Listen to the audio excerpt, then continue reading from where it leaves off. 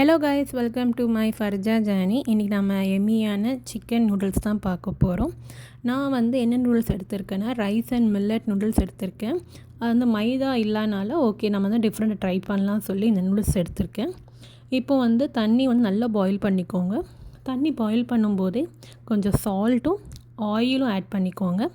Oil எதுக்குன்னா நம்ம noodles வேகும்போது ஒன்றுக்கு ஒன்று ஒட்டாமல் இருக்கும்.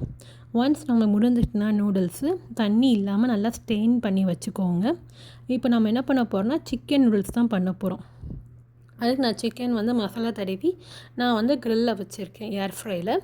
ஒன்ஸ் நீங்கள் வீட்டில் இல்லைன்னா கூட நீங்கள் எண்ணெயில் பொரித்து சிக்கனை வந்து நீங்கள் கட் பண்ணி வச்சுக்கலாம்.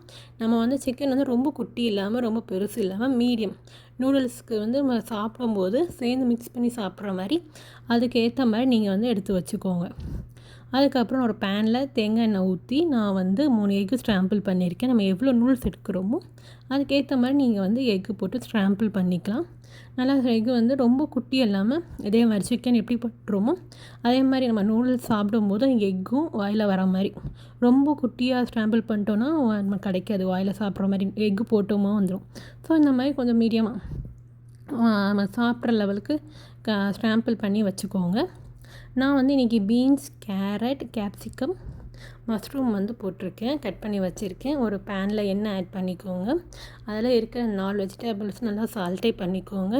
ரொம்ப வேக வச்சிடாதீங்க, ஓரளவு பாதி நம்ம லெவலுக்கு வந்து நம்ம வந்து சால்ட்டே பண்ணவே போதும்.